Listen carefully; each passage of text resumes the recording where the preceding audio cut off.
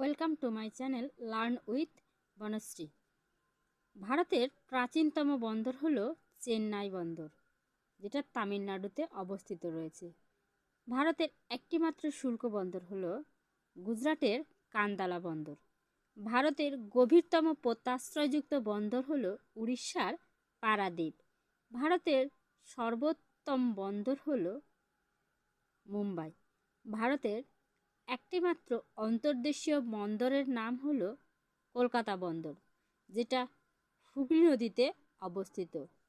ভারতের একটি বহির্বন্দরের নাম হলো হলদিয়া বন্দর, যেটা হলো কলকাতা বন্দরের বাহির বন্দর। ভিডিওটা কেমন লাগলো অবশ্যই কমেন্ট করে জানাতে ভুলো না। যদি ভালো লাগে তাহলে লাইক, কমেন্ট ও সাবস্ক্রাইব করে পাশে থেকো।